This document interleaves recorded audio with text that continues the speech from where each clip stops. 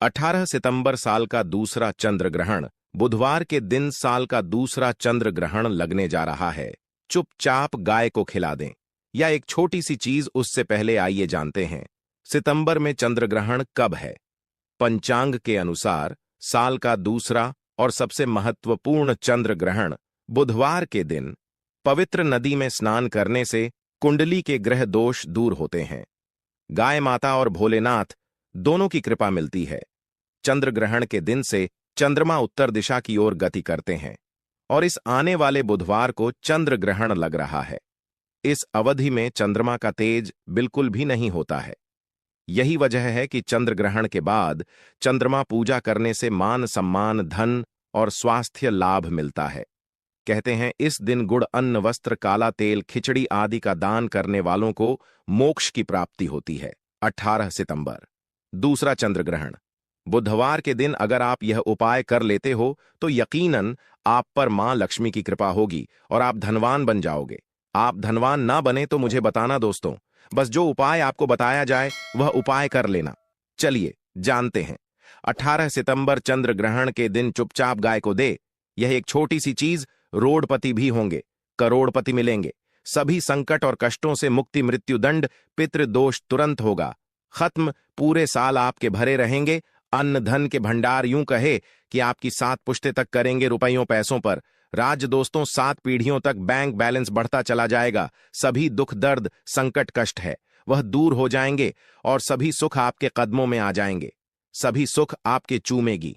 यदि आप यह एक छोटी और खास चीज चुपचाप गाय को खिला देते हैं तो तत्काल गरीबी आपके जीवन से खत्म हो जा, यूं कहे व्यक्ति रंग से राजा बन जाता है। और 3 कोटि देवी देवताओं को धारण करने वाली गौ माता की भी कृपा मानव पर आजीवन बरसती है।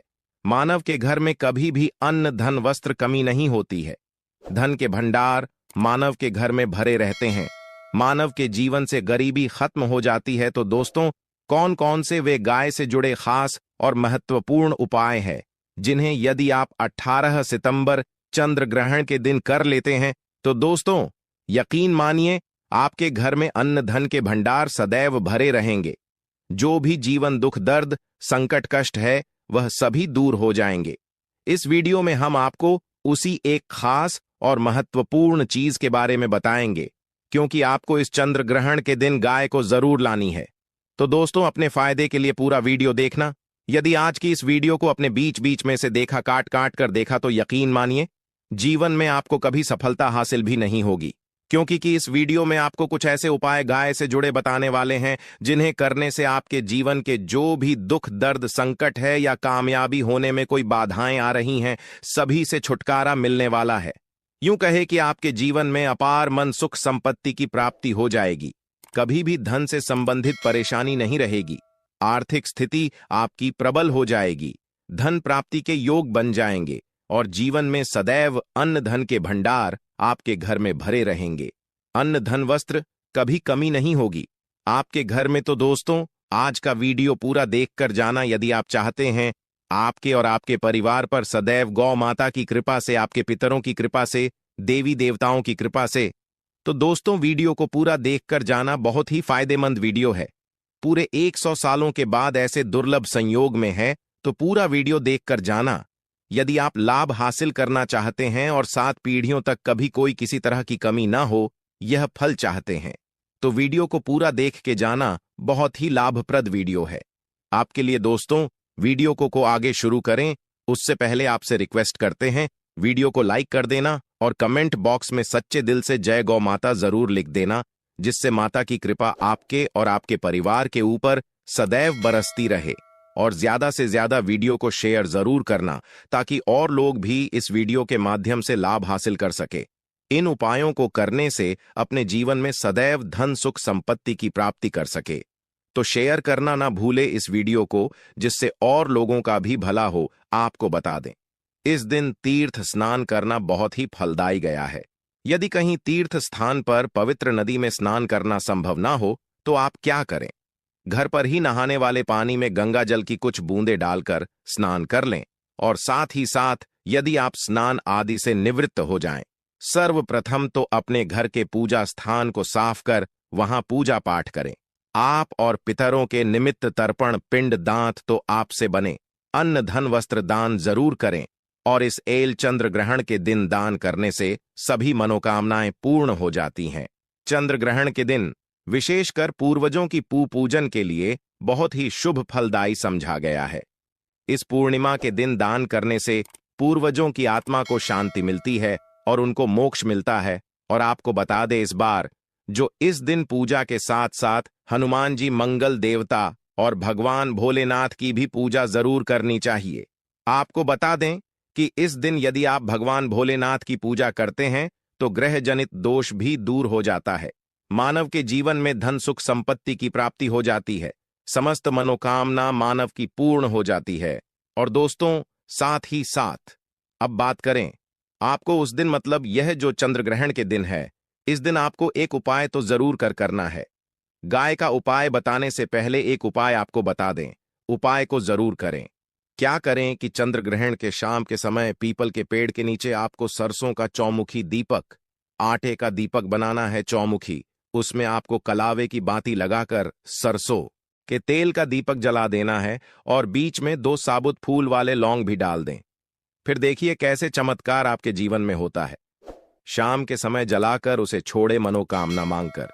दोस्तों, 21 दिनों के अंदर आपकी वह मनोकामना पूर्ण ना हो जाए, हमें बता देना। बहुत ही प्रभावशाली उपाय बताया मैंने आपको, बहुत ही दुर्लभ से दुर्लभ है। इस बार नए वर्ष को उपाय को जरूर करें। यह उपाय जो है बहुत ही आपको लाभ देगा। और अब बात करें गाय से जुड़े कौन कौन से उपाय आपको इस दिन, मतलब गाय से जुड़े उपाय जिन्हें करने से मानव को 7 पीढ़ियों तक बैंक बैलेंस की कमी नहीं होती, दुख दर्द संकट कष्ट दूर हो जाते हैं और सभी सुख मानव के कदमों में आ जाते हैं। कदम है सभी सुख और घर में अनंत धन के भंडार सदैव भरे रहते हैं, कोई कमी नहीं होती। किसी तरह कौन कौन से उपाय ध्यान से सुनना, जिस तरह बताए उसी तरह इन उपायों को आपको करना है। तो चलिए शुरू करते हैं। कौन कौन से गाय से जुड़े उपाय हैं, प्रभावशाली चमत्कारिक उपाय है जो कि आपकी किस्मत को चमक देंगे। इस पूर्णिमा से आपको लाभ शुरू करते हैं। दोस्तों, सनातन परंपरा में गाय, गंगा और गायत्री का बहुत ज्यादा धार्मिक महत्व है। मान्यता है गौ माता के शरीर पर 33 कोटि देवी देवताओं का वास होता है। गौ माता की पूजा करने वाले जातक पर इन सभी देवी देवताओं की कृपा बरसती है। गौ सेवा से न सिर्फ इस जन्म के बल्कि पूर्व के भी दोष दूर हो जाते हैं। गाय से हासिल पंचगव्य का उपयोग जरूर शामिल करें, क्योंकि पंचम गव्य के बिना कोई भी पूजा पाठ और हवन सफल नहीं होता। या दोस्तों, गौ कृपा पाने के लिए प्रतिदिन, सप्ताह अथवा महीने में परिवार समेत एक बार गौशाला का नियम जरूर बनाएं और वहां गायों को हरा चारा जरूर खिलाएं। इससे आपको शुभ फलों की प्राप्ति होगी और साथ ही साथ गौ सेवा और गौ पूजा से 9 ग्रह शांत हो जाते हैं और इनसे जुड़े दोषों का निदान हो जाता है। गर्मियों में गौ माता को पानी पिलाए और सर्दी में गौ माता गुड़ जरूर खिलाए। ध्यान रखें कि गर्मियों में गाय को गुद न खिलाए। अनेक देवी देवताओं को अपने शरीर पर धारण करने वाली गौ माता से जुड़े कई शुभ और अशुभ संकेत भी होते हैं। मसलन, गाय का दूध देते समय यदि गाय लात मार दे और सारा दूध बिखर जाए तो अब शगुन होता है। यदि कोई यात्रा पर निकल रहा हो और गाय अपने बछड़े को दूध पिलाती सामने आ जाए तो निश्चित रूप से जिस यात्रा के लिए आप निकले हैं वह यात्रा आप जरूर ही सफल होगी और वह जिसके लिए आप निकले हैं वह जरूर ही पूर्ण होगा।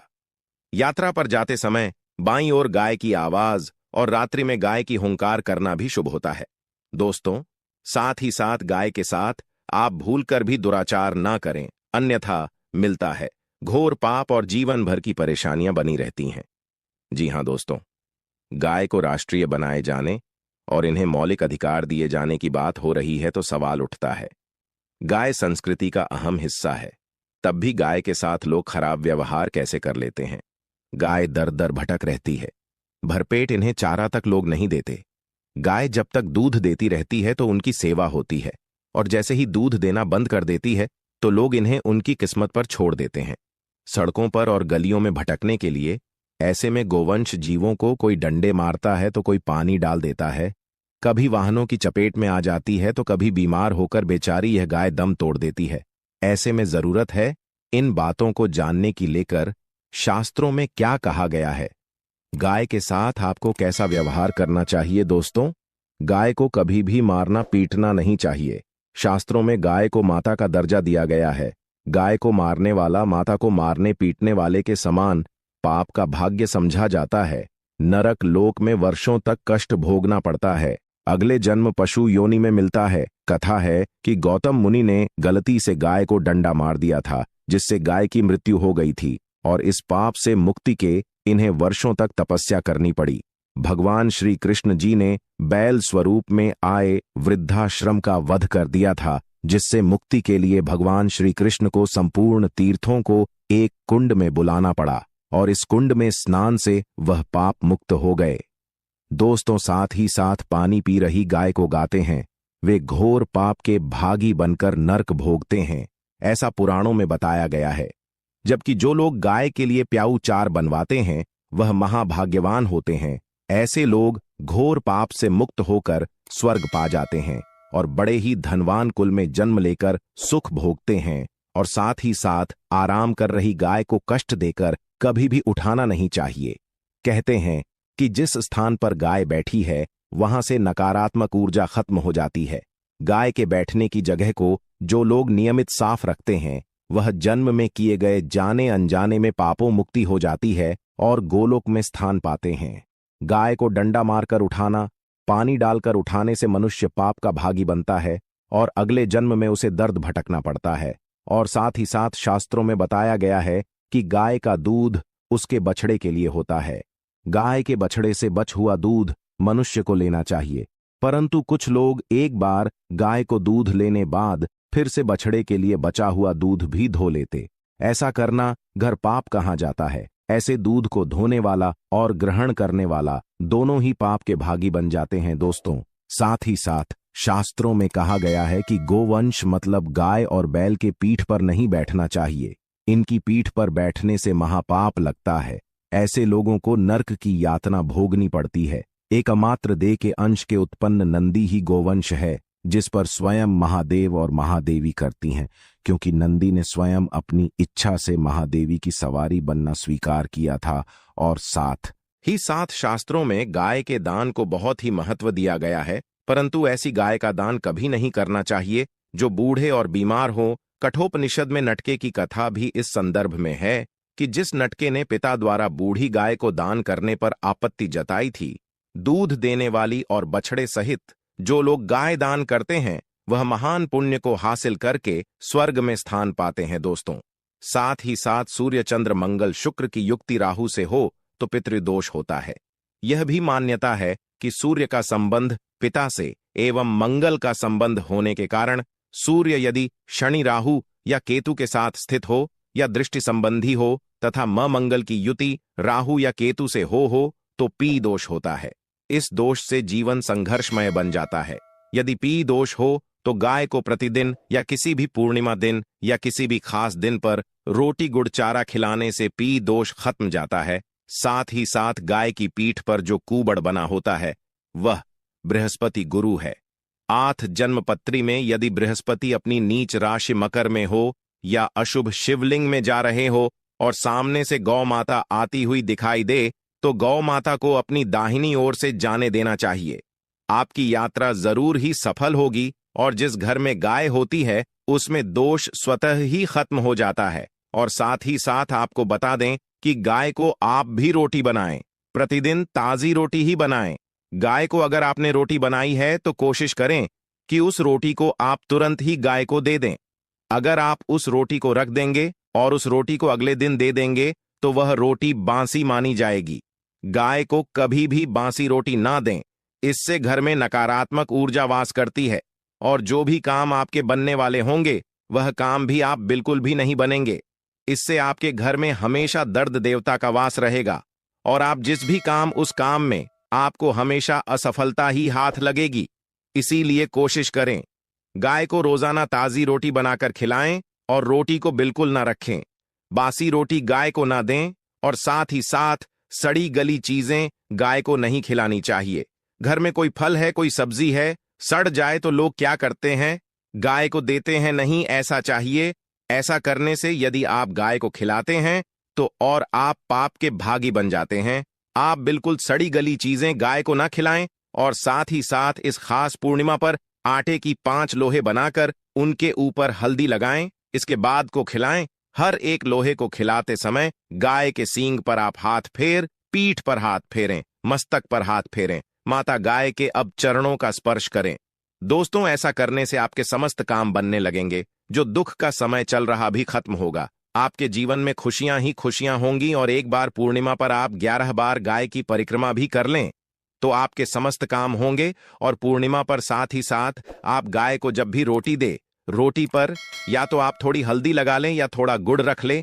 अगर गुड़ ना हो तो आप थोड़ा घी रख सकते हैं। दोस्तों, गाय को कभी भी सूखी रोटी ना खिलाएं। सूखी का मतलब गाय को रोटी खिलाएं, उस पर कुछ ना कुछ रखकर खिलाएं। हल्दी ले, गुड़ रख ले, मिश्र घी या जो भी रख ले, मतलब खाली नहीं खिलानी है।